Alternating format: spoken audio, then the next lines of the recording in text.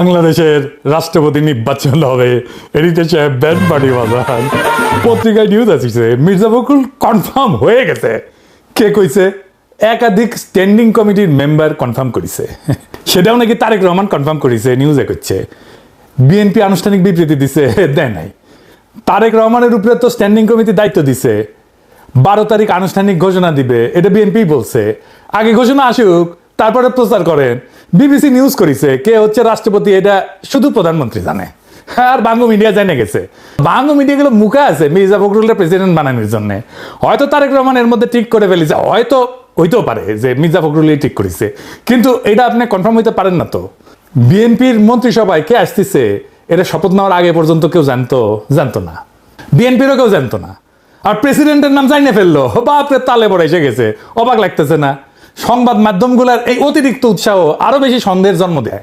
BNP nomination paper কিনছে 2টা, মানে 2জন ক্যান্ডিডেট আছে তাদের। আমি একটা এপিসোড করেছিলাম, সেখানে দেখাইছিলাম যে দলের মধ্যে থেকে রাষ্ট্রপতি নির্বাচন না করে দলের বাইরে থেকে যদি বিএনপি সরকার রাষ্ট্রপতি নির্বাচন করতে চায়, তাহলে প্রফেসর ইউনূস একটা ভালো ক্যান্ডিডেট হইতে পারে। বিএনপির দলের মধ্যে কয়েকজন ক্যান্ডিডেট আছে, ভালো ক্যান্ডিডেট আছে, সকলেই ভালো। মির্জা ফখরুল আছে, মেজর হাফিজ আছে, নজরুল ইসলাম খান আছে। দলের মধ্যে থেকে বাঁচলে এর মধ্যেই হয়তো একজনকে বাঁচবে বিএনপি, এটা আমার বিশ্বাস।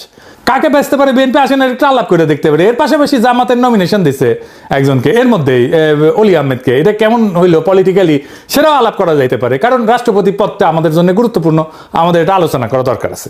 আসেন আল্লাহর নামে শুরু করি। প্রথমে আসি মির্জা ফখরুল ইসলাম প্রসঙ্গে। মির্জা ফখরুল ইসলামের পজিটিভ দিক হইতেছে উনি খালেদা জিয়ার সাথে রাজনীতি করেছেন।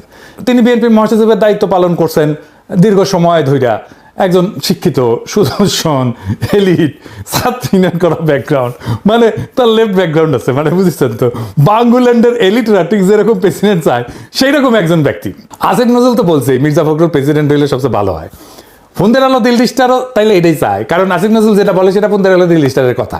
যাই হোক, মির্জা ফখরুলের প্রেসিডেন্ট হয়ে গেলে বেশ কয়েকটা ঝামেলা পোহাইতে হবে বিএনপিরে। কি ঝামেলা? প্রথম ঝামেলা, মহাসচিব কি হবে? একজন মহাসচিব তো বের করতে হবে, উনি তার মহাসচিব থাকতে পারবে না। পদাধিকার বলে রিজভী ভাইয়ের হওয়ার কথা, কারণ তিনি একমাত্র সিনিয়র যুগ্ম মহাসচিব।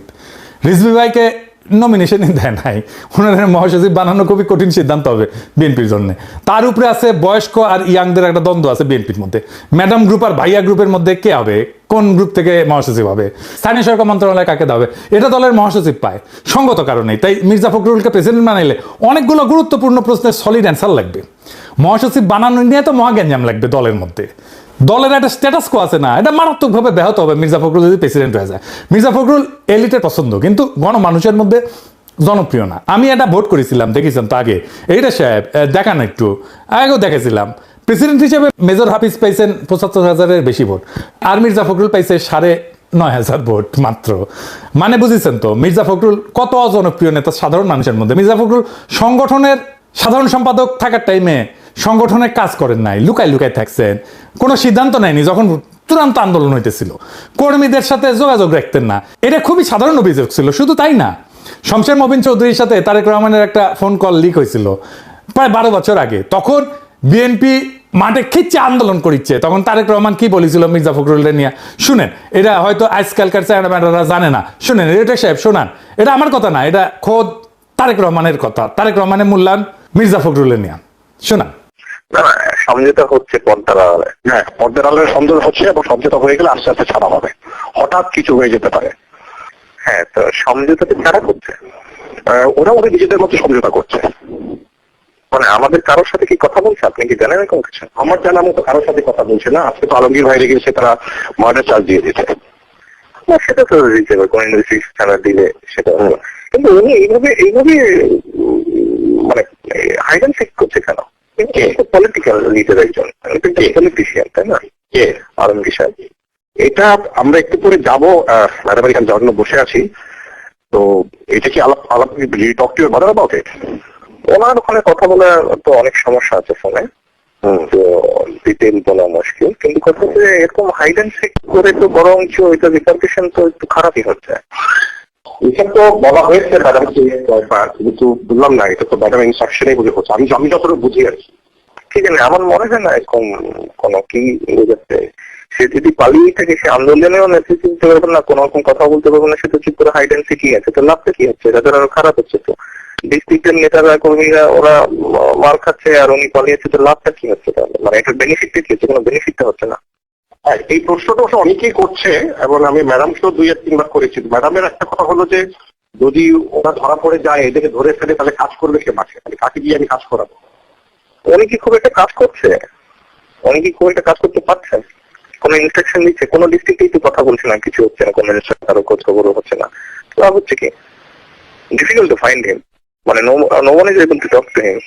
উনি যেই চার্জে আছে সেটার জন্য উনি যে ডিসিশন দিবে বা ইনস্ট্রাকশন দিবে সেগুলো তো হচ্ছে না। তো what's the use of hide and seek? শুনিছেন, এর বাইরেও একটা ব্যাপার আছে। প্রেসিডেন্ট পদটা একটা ফাদার লাইক ফিগার, এটা হইতে হয়, ঐক্যের প্রতীক হইতে হয়, এমন মানুষ হইতে হয় যারা বিরোধী দল আস্থায় নেবে। এই পজিশনটারই দরকার হয় সংকটের টাইমে। মির্জা ফখরুল তো বর্তমান বিরোধী দলের উপরে খড়গহস্ত। দেখেন, বলছে ভোট হইলে জামাতের অস্তিত্বই থাকবে না, এনসিপি তো ভোটই পাবে না। হ্যাঁ, এটা অত্যন্ত আক্রমণাত্মক ভবিষ্যৎবাণী। তো উনি তো একটা ইউনিফাইং ফিগার হইতে পারেন না। এখন যদি বিএনপি বানাইতেই পারে, ওনার আর কিছু নাই দেখাইলাম। তারেক রহমানের যে মূল্যায়ন শুনেছেন ওটাই এনার। আওয়ামী লীগের জন্য তো উনার মন কান্দে। উনি বলেন ধানের শীষ আওয়ামী লীগের পাশে আছে, নৌকার পাশে আছে, তাই না? শুনেন, এইটা সে আবার শুনেন। এখন আমাদের যারা এখানে নৌকা করতেন সারা বাংলাদেশে, তারা তো একটু অসহায় অবস্থায় আছে যে আমাদের মূল লক্ষ্যে পালাই গেছে, আমরা এখন কি করবো? তো সেই জায়গায় আমি আপনাদেরকে এটুকু আশ্বাস দিতে পারি যে আপনারা কেউ হতাশ হবেন না, ধানের শীষ আপনাদের পাশে আছে, আমরা আপনাদের পাশে আছি। আমরা বেঁচে থাকতে আপনাদের গায়ে কেউ ফুলের টোকাও দিতে পারে না। শুনেছেন? শুধু তাই না, মুজিবের জন্য ওনার পরাণ কান্দে। দেখেন, আমার খুব খারাপ লেগেছে যখন আমি দেখেছি বিজয় সরণের সামনে শেখ মুজিবুর রহমানের যে মূর্তিটা ছিল, দেখি অসংখ্য মানুষ সেই মূর্তিকে দড়ি বেঁধে টেনে হিঁচড়ে ফেলে দিচ্ছে। খারাপ লেগেছে কেন? যে তিনি তো আমাদের নেতা ছিলেন, তাই না? স্বাধীনতা যুদ্ধের সময় তো তার বিরাট ভূমিকা ছিল। এই লোকটাকে এই হাসিনা কত ছোট করে ফেললো যে আজকে তারও মূর্তি নামিয়ে ফেললো। তার জন্য সম্পূর্ণভাবে হাসিনা দায়ী। শুনেছেন? খুব ব্যথা পেয়েছেন উনি। হাসিনার জন্য শরীয়দ্দিন বডিগার্ডের সমস্যা হইতেছে, তাই উনি দুঃখ একেবারে পরাণ পাগল পাড়া হয়ে গেছে। ওরে আমার দুঃখ রে, ওরে আমার মনে বড় দুঃখ রে, দুঃখ আমার মনে রে। যাই হোক, বিএনপি আর ক্যান্ডিডেট হতে পারে মেজর হাফিজ। উনি বর্তমানে রাষ্ট্রপতির দায়িত্ব আছেন, জিয়ার সাথে সেনাবাহিনীতে ছিলেন। মেজর হাফিজ পাকিস্তান আর্মিতে কমিশন পান, কাকুলে ওনার ট্রেনিং হয় এবং ওনার ট্রেনার ছিলেন স্বয়ং জিয়াউর রহমান। 1971 যুদ্ধ করেন বাংলাদেশের স্বাধীনতার জন্য, পরে সেনাবাহিনীতে যোগ দেন। তিনি জিয়াউর রহমানের পিএসও ছিলেন, মানে বুঝেন কতখানি সম্পর্ক। মেজর হাফিজের ভাষ্য মতে জিয়াউর রহমান 1974 ওনার বার্ষিক গোপনীয় প্রতিবেদনে, যেটাকে এসিআর বলে, সেইখানে মেজর হাফিজকে সেনাবাহিনীর সর্বোচ্চ দায়িত্ব পালনের উপযোগী করে গড়ে তোলার কথা লিখেছিলেন। ওনারা প্রেসিডেন্ট করলে শুধু একজনকে স্পিকার নিয়োগ দিতে হবে, তাই তো? ইন্টারনাল যে স্ট্যাটাস এটা নষ্ট হবে না। বিএনপির খন্দকার মোশাররফ হোসেন স্পিকার হইতে পারেন। ওনার সভাপতিত্বে এই সংসদ যাত্রা শুরু করেছিল, তো জানেন তো, যেটা বলে স্ট্যাটাস কো, এটা তাহলে নষ্ট হয় না। মেজর হাফিজ সাধারণ মানুষের মধ্যে জনপ্রিয়, তার স্পিকারকালীন সময় তার ইমেজ আরো বাড়িছে। দেখেন, প্রেসিডেন্ট হিসাবে তার বক্তব্য শুনুন। কোন জাতি এত সাহসী? আমরা সেই জাতি, তাদেরকে নিয়ে আমরা গর্ববোধ করি। পৃথিবীতে অনেক রাষ্ট্র আছে, তাদের এরকম নাগরিক নাই যে উদ্ধত সঙ্গীনের সামনে দুহাত তুলি আবু সাইদের মতো দাঁড়াতে পারবে। শুনেছেন? এবার শুনেন মুজিব সম্পর্কে তার মূল্যায়ন শুনেন। প্রথম প্রধানমন্ত্রী তাজউদ্দিন সাহেব, আওয়ামী লীগের সাধারণ সম্পাদক, তিনি শেখ মুজিবুর রহমানের কাছে গিয়েছেন, গিয়ে বলেছেন যে পাকিস্তানি আক্রমণ করতে যাচ্ছে, দেশের মানুষ স্বাধীনতা চায়, এখনো সময় আছে, আপনি স্বাধীনতা ঘোষণা করুন। শেখ মুজিবুর রহমান সাহেব বললেন যে না, আমি বিচ্ছিন্নতাবাদী হতে পারি না, পাকিস্তান ভাঙাতে আমার কোনো অবদান থাকুক এটি আমি চাই না, সুতরাং স্বাধীনতা ঘোষণা আমি দেব না। স্বাধীনতা ঘোষণা দেননি, পাকিস্তানের এক ক্র্যাকডাউন চালালো, লক্ষ লক্ষ মানুষ ঘর বাড়ি ছেড়ে উদ্ভ্রান্ত হয়ে পালিয়ে যাচ্ছে, গ্রাম থেকে গ্রামান্তরে পালিয়ে বেড়াচ্ছে, পাক বাহিনী মেশিন গান, মর্টার, কামান দিয়ে নিরীহ মানুষ গুলি করে হত্যা করছে। এই সময় যে কোনো জাতি অবদমিত হয়ে যেত, চুপচাপ হয়ে আত্মসমর্পণ করত। এমনই এক মহেন্দ্রক্ষণে জনগণের পক্ষে মা বোনদের ইজ্জত রক্ষার জন্যে, দেশের মানুষের জীবন রক্ষার জন্যে বিপুল প্রতিরোধ গড়ে তুলেছে ইস্ট বেঙ্গল রেজিমেন্ট। এই সময় স্বাধীনতার ঘোষণা দিয়েছেন মেজর জিয়াউর রহমান। এটি হলো প্রকৃত সত্য। শুনেছেন? তার একটা অভিভাবক সুলভ ইমেজ দাঁড়ায় গেছে। বিরোধী দলের মধ্যেও তার ইমেজ খুবই ভালো। খুবই পছন্দ করে। সংসদে তো জারি উনি যা দেন সেটা সরকারি দলের লোকদেরকেই দেন। এই যে দেখেন ৭৫-এ ইসলামী ব্যাংক প্রসঙ্গে সে জারি দিছিল, কঠিন জারি দিছিল। হ্যাঁ, এটা উনি আপনার কাছে কেন জানতে চাইলেন? আপনি তো ইসলামী ব্যাংকের কিছু না। না, আমার আগের বক্তব্যে এই ব্যাপারটা ছিল, যেহেতু উনি রেফার করেছেন তাই, যেটা একটা ভুল মেসেজ যায় আর কি। আমার ধারণা যে কেউ চাকরি করতে পারে ইসলামী ব্যাংকে, তবে যেহেতু ইসলামী ব্যাংকের কথা ইসলামের একটা অংশ এবং রিবাকে হারাম করা হয়েছে কোরআনে, আই এম শিওর যারা বোর্ডে বসবে তারা ইসলামিক ভ্যালুটা আপহোল্ড করবে, এবং আমার ধারণা ওখানে মনে হয় না কোনো নন মুসলিমের স্থান ওখানে থাকবে, আমার ধারণা যেটা। আমি লক্ষ্য করেছি এই সংসদে অনেক অনুমান নির্ভর কথাবার্তা হয়। বাবু গয়েশ্বরচন্দ্র রায় আপনাকে রেফার করার কোনো কিছুই না, আপনি ইসলামী ব্যাংকের কোনো কর্মকর্তা না, ইসলামী ব্যাংক সম্বন্ধে কোনো ধারণা নাই। এই ব্যাপারে ইসলামী ব্যাংকের গভর্নিং বডির কেউ যদি এখানে থাকে উনি দাঁড়িয়ে হয়তো বলতে পারতেন, যার এই ব্যাংক পরিচালনা সম্পর্কে যার অভিজ্ঞতা আছে। আর যে বিষয়টা অত্যন্ত সেন্সিটিভ, এটা কমিউনাল ইস্যু এখানে রেজ করা হয়েছে। দেখেছেন হাসিনারে কি বলে? দেখেন, আসেন দেখেন, সেটা প্রেসিডেন্ট হয়ে বলতেছে, কিন্তু এইটা দেখেন, শুনেন। আমরা অপেক্ষা করে আছি, আসেন দেশে আছেন, দেখা হবে ইনশাল্লাহ রাজপথে। 27 বছর বয়সে মুক্তিযুদ্ধ করেছি, এখন 82 বছর বয়সে আরেকটা করব বাংলাদেশের জন্য। বাংলাদেশে জনগণের শাসন, গণতন্ত্র চিরস্থায়ী করে যাব আমরা। দেখেছেন ভারত হাসিনারে আশ্রয় দিছে, এটা নিয়ে উনি কি বলছেন শুনেন। ভারতকে ধন্যবাদ যে তারা শেখ হাসিনাকে আশ্রয় দিয়েছে। শেখ হাসিনা এবং আওয়ামী লীগেরা যে এত বড় ভারতের দালাল, দেশের শত্রু, আশ্রয় না দিলে তো আমরা বুঝতে পারতাম না। সুতরাং এই আওয়ামী লীগের ফেরত আসার কোনো সম্ভাবনা আমি দেখি না। আগামী 20 বছরে তারা দেশে আসবে, নির্বাচন করে আবার রাষ্ট্র ক্ষমতায় যাবে, এটি কোনো রকমই সম্ভব না। আবার প্রতিবেশী রাষ্ট্র পেশি শক্তি ধরে তাদের বসিয়ে দিবে, কিংবা কোনো একটা সামরিক বাহিনী তাদেরকে বসিয়ে দিবে, এটাও সম্ভব না। আমাদের আস্থা রাখতে হবে জনগণের শক্তির উপরে। আমরা অনেক ভাগ্যবান, 71-এ বীর শ্রেষ্ঠদেরকে দেখেছি, আর 2024 সালে আবু সাইদকে দেখেছি। শুনেছেন ভারতের কিছু কিছু পলিটিশিয়ান এই কইছে বাংলাদেশকে দখল করে নেব। মিডিয়া তো একেবারে যে ময়ূক টয়ুক আছে না, রিপাবলিক টিভি ইত্যাদি কি না, ওগুলো তো কয়। তখন উনি কি বলছিলেন এই যে বাংলাদেশ দখল করে নাও প্রসঙ্গে, শুনেন। ভারত কেন, আমেরিকাও এসে কোনোদিন বাংলাদেশ দখল করতে পারবে না। Come and try.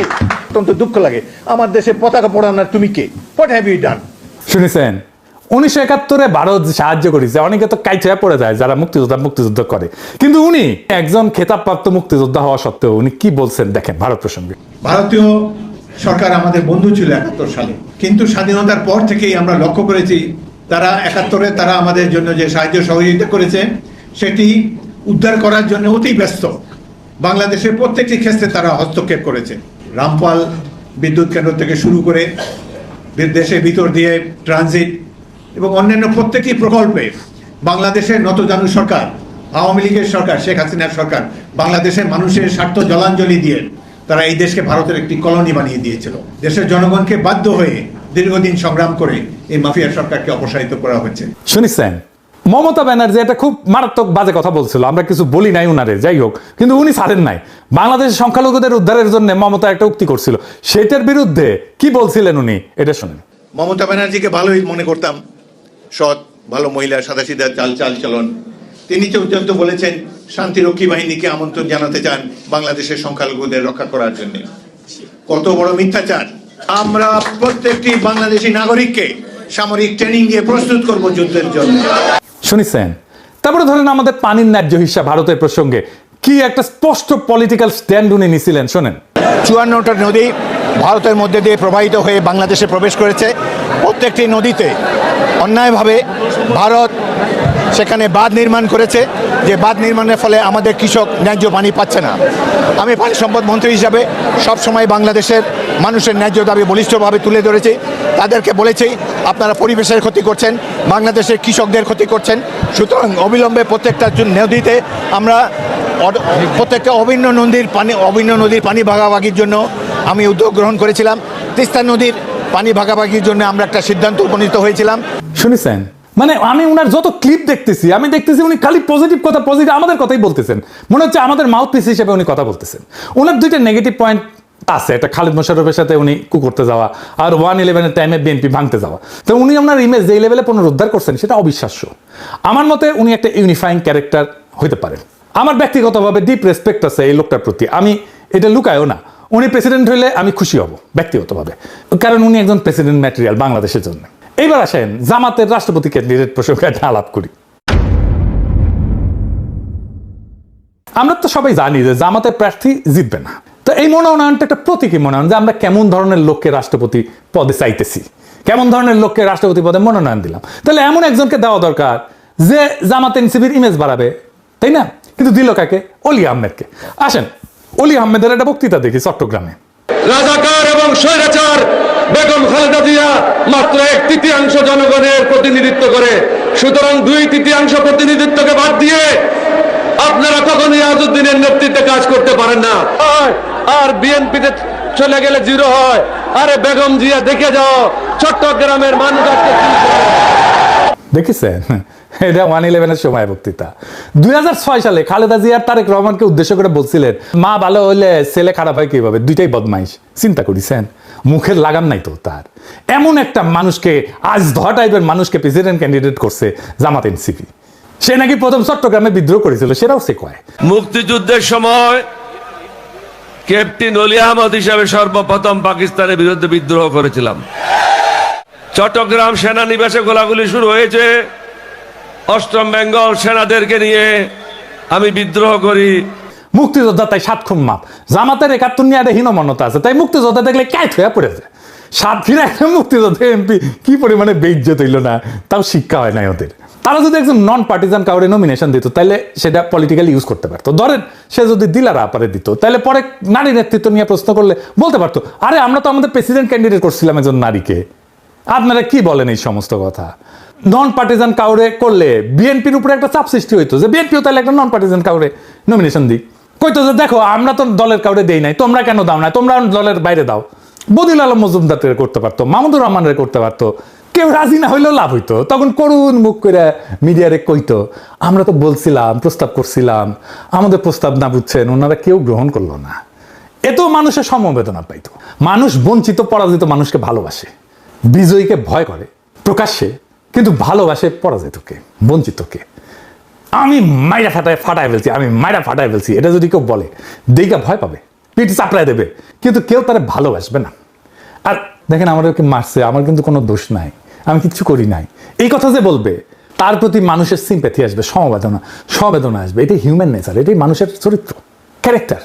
এই জন্যই ট্র্যাজিক নায়কেরা মানুষের এত প্রিয় হয়, কারণ সে তো নিজে পদে পদে পরাজিত হয়। দুনিয়ার বেশিরভাগ মানুষের জীবন তো পরাজিত জীবন, বিজয়ীর জীবন না। তাহলে কি পাইলো এই নমিনেশনে জামাত এনসিপি? আজকে একজন ফোন দিছে, ফোন দিয়ে কইতেছে যে নাম বলি না কারণ আপনারা সবাই তারা চেনেন, কইতেছে আপনি তো পোলাপানদের নষ্ট করছেন। আমি কইলাম কেমনে নষ্ট করছি? কয় যে হাসনাত আব্দুল্লাহরে কইছেন জোহরাম মামদানি। আমি কইলাম তো তাই তো বলবো, তরুণদের উৎসাহ দেয় তো বুড়াদের কাজ। একজন তরুণ যদি কাজ করে আনে যেটা একেবারে ট্র্যাশ, কিছুই হয় নাই, বালচাল হয়েছে, তো আমি কি বলবো যে কি বালটা করে আনছো? তা তো বলবো না, বলবো ভালোই করছো, অনেক পরিশ্রম করছো, আসো আমরা দেখি একসাথে কিভাবে এটাকে ইমপ্রুভ করা যায়। তাই তো, এটা তো আমাদের কাজ। আমি সেই ভূমিকায় পালন করি, নানাভাবে উপদেশ দিই, পরামর্শ দিই, চেষ্টা করছি, আমি উৎসাহ দিছি, সমর্থন দিছি। তারা নেয় নাই সেটা তাদের ব্যাপার, এখন এর দায় তো আমার না। যাই হোক, আর একদিন পরে আমাদের সমস্ত